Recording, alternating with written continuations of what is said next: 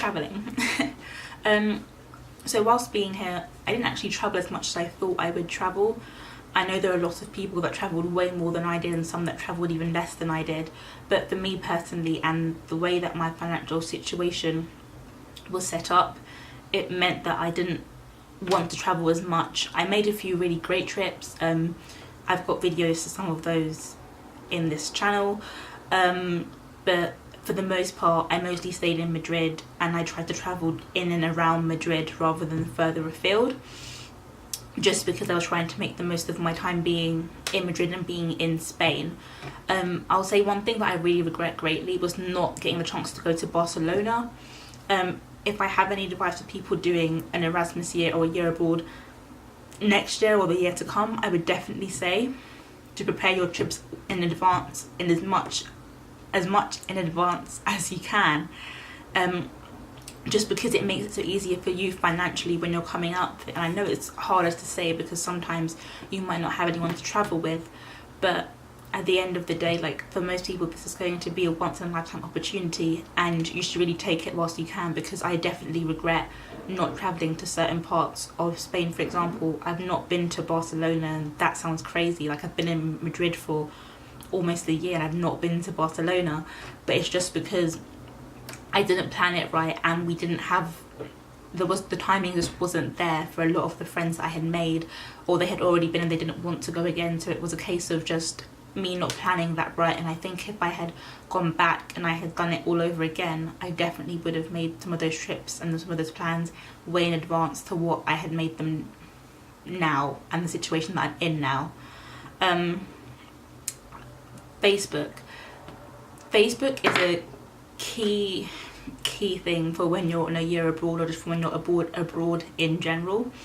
I found Facebook at the start anyway to be a really good place to find friends, to find events, to find things to go to. I actually found a group through Facebook called Intersect Madrid, and they deal with a lot of people of colour, and they help to facilitate events and facilitate networking events that happen throughout the year. For example, they facilitated a women's march, which I actually got to help out with and take pictures for. And for a lot of their events after the fact with the women's march, I have been helping out and attending and also taking pictures for. So it's given me a really great opportunity to further myself, my photography skills and my event taking skills, my event picture taking skills, I don't know what that word was, and just given me a chance to meet more people who are a bit like me, because in Madrid I am a minority. I am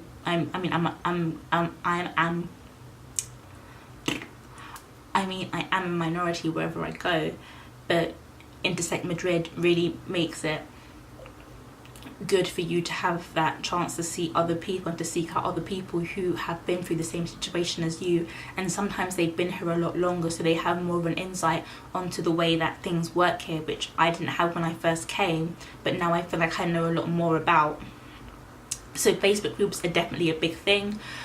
Even before I came out here, I joined a Facebook group called Erasmus 2018-2019, and that was just a group full of students from all over across the world, across Erasmus, who were going to be coming in to Madrid in particular, and they were looking for housing, they were looking for friends to hang out with, they were looking for cheap places to go and eat, and it's just like people just helping out each other. I think that's really nice and a really good way to make friends.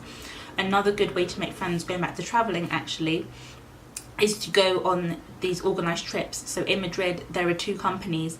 The first one is called City Life Madrid and the second one is called Smart Insiders. Both of those companies organise and facilitate trips for Erasmus students and people who are currently studying or working in Madrid who are internationals.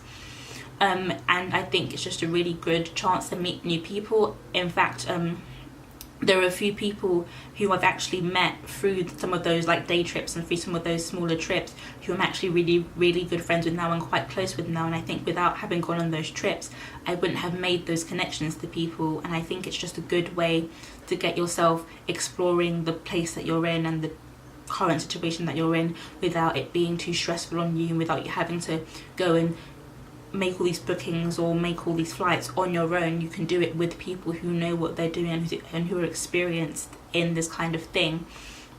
a lot of people I know just only book their trips through City Life or through Smart Insiders because it is a safer way to travel. And even though you're traveling with strangers, you're traveling with people who have organised trips like these year in, year out. They know exactly what they're doing, they know the language, they know where you're going to be staying, and they're confident in what they do, and that makes you feel secure, and you feel safer being with those people. And that's also part of the Facebook group as well that I'm part of. That doesn't make any sense.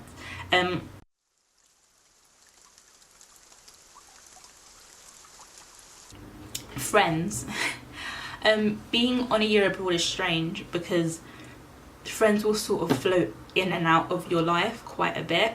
I found that I have a nice group of friends who I sort of like pick and choose from when I want to do something with them.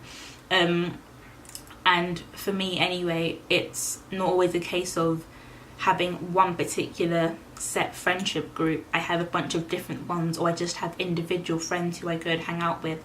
I don't really feel the excessive need to stick to one group of people all the time, because for the most part a lot of us like different things. Like, for example, I have friends who I go to church with, I have friends who I hang out with, I have friends who I do photography with, I have friends who I just go to get food with. It's very different types of friendship groups that happen and occur when you're on a year abroad or you're studying abroad. And I think for me anyway, I found that a lot of my friends actually aren't even local. A lot of my friends are international, because you find that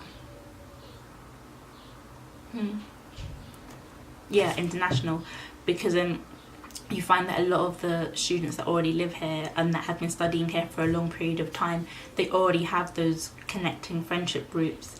And so for them it's more of a hassle to take on someone new. They'd rather just keep to those same groups, and that's not a bad thing. Like, that's what I feel like anyone would want to do anyway, so I didn't take offence to that.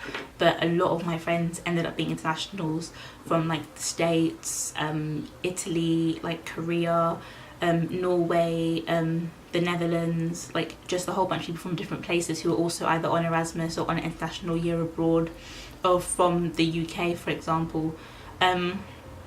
But you chop and change friends a lot here, and I think unless you speak the language, most of the time, 9 times out of 10, the home students of where you're studying won't really extend that olive branch to you unless you're in a class with them, or unless they see you on campus. It's more of a kind of, hi, how are you today, than a big conversation, let's go out to eat, let's go for dinner. And I think that's just because the life is so fast paced that they're just trying to get through their own university work that actually means something to them. And for the most part, you as an Erasmus student are just here to experience the culture and have a good time. And you're here to obviously make friends, but at the same time you might not be as focused on work and on studying and on a part-time job than some of your homebody friends are. So it's just a different situation. Nothing wrong with it.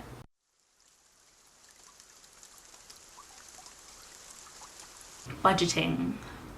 So for me, I found that I managed to budget pretty well being here. I found that for the most part, food is, I can't tell if it's cheaper or more expensive, I'm not gonna lie. I think because last year I lived with friends, it probably seems like it's more expensive, me just buying things on my own constantly. But it probably wasn't the same time, probably was about the same like amount of money at all. Sorry, my thing's flashing and I don't know why.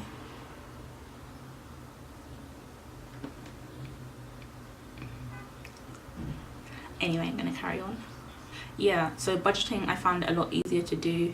I did quite well when I budgeted. It wasn't too hard, it wasn't hard, it wasn't easy either. Sometimes I'd be a bit frivolous, and I think when you're on a year abroad you tend to eat out a lot more than you would when you're at home. So you make new friends and they say, oh, do you want to go for a coffee, do you want to go for an ice cream, do you want to go for dinner, do you want to go for lunch, oh, or in Madrid anyway, oh, we're getting beers after school, do you want to come, we're going to the bar after school, do you want to come?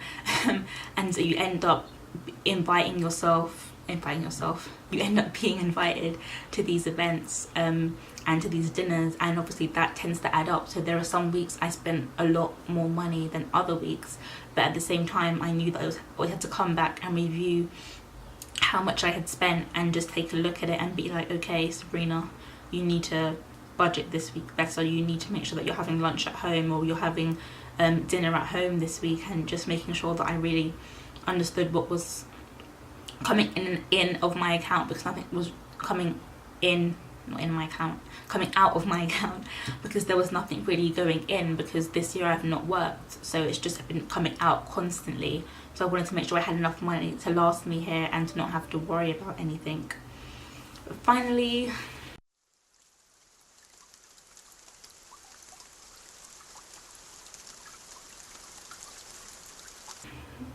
what I wished I knew before.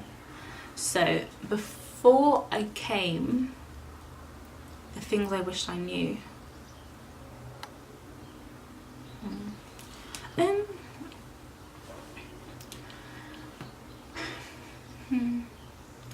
I feel like before I came, I wished I knew how difficult it was going to be. Not to say that it wasn't horrible, or that it wasn't horrible, that it was horrible, or that it wasn't like one of the best experiences I've ever had in my life. It was just difficult at times. Like, there were times where I would experience really, really big FOMO. Really, really big FOMO. And so it just felt like a lot of the time I was missing out on so much back home. Like, I missed a lot of birthdays right off the bat. Right from September, I missed birthdays. I missed my friends, I missed my boyfriend, I missed my parents. And there were times where I felt like, oh, I'm fine, like, I don't miss anyone, I'm okay. And there were other times where I just felt like I really was homesick, and I really wanted to just be at home and be back in the environment that I knew, and not sort of be in these like four walls constantly, because that's the thing as well. I tended to spend a lot of time within these four walls of my room, and so sometimes it felt really difficult to get myself out, because there was, most of the time, 9 times out of 10, there was no one telling me, oh, Sabrina, like knocking on my door to be like, oh, Sabrina, we're going here, we're going there, because the people I live with, we aren't that social with each other. So it's more people outside my house that I'm social with, but it's not the same as living inside the house with people that you can, when you're feeling down, you can go and sit on their bed, or you can go to their room and just hang out with them. So for a lot of the case and a lot of the time, it was a little bit isolating being here, but I felt like I dealt with it really well, and I'm still here. I haven't left, and I think that's the biggest testament in itself, that I haven't gone home. I mean, I've gone home, but I haven't like completely stopped the year. And I think that's a really important thing. I wish I knew before how to balance my time, and how to balance my time between being alone and wanting to be with friends, because for me, I can have a period of being with friends and then I feel drained from that social interaction, that I just want to go and sit at home and just take a break. And sometimes that break can end up being too long. Like, there's times where I've been in my room like a whole entire weekend and not left my room for a weekend, because I wanted to have a break from just everything outside. And I realised that actually I should have probably been out, even if just going for a walk or doing something else. I wish I definitely knew to plan my trips in advance. I wish I'd known more about how the course structure was going to be run, and how they were going to approach the lessons, because the lessons here have been really practical, really hands-on.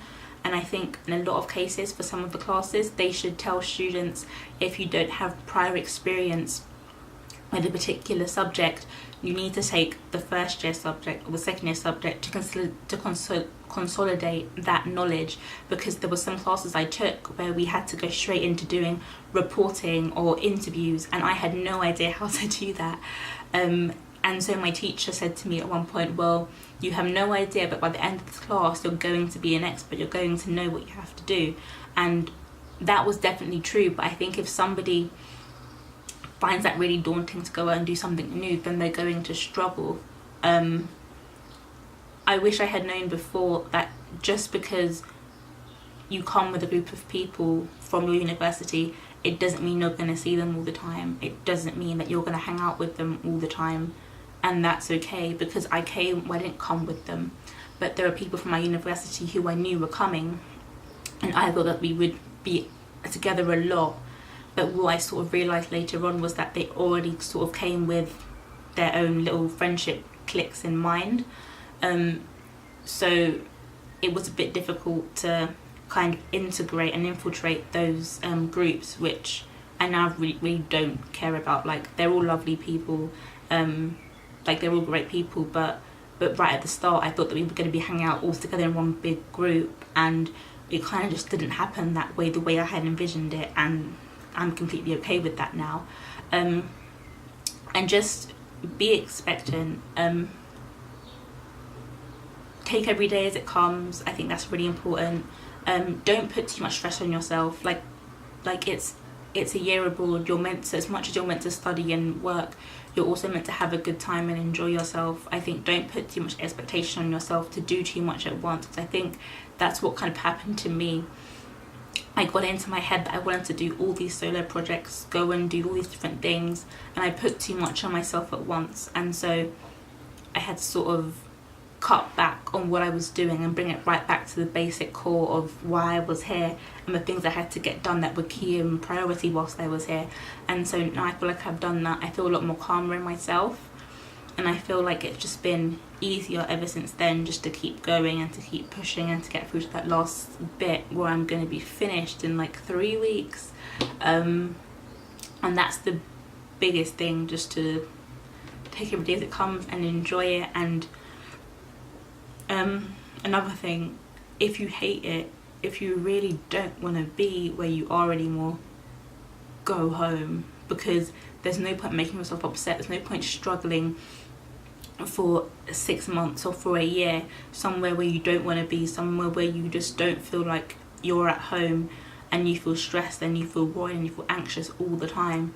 Just go home. Like, no one's gonna call you a quitter, no one's gonna say you didn't give it your best shot, because it is a different experience. Like, it's one of those things where you can't really understand it until you've been on it, because it's unlike anything else. And like, international students, they must have the biggest culture shock whenever they come to somewhere new to study for the whole entire 4 years, because I've done a year and I'm overwhelmed. I couldn't imagine doing 4 or 5 or 6 years in some cases in a completely new place with a new language and a new way of living and just a new way of being.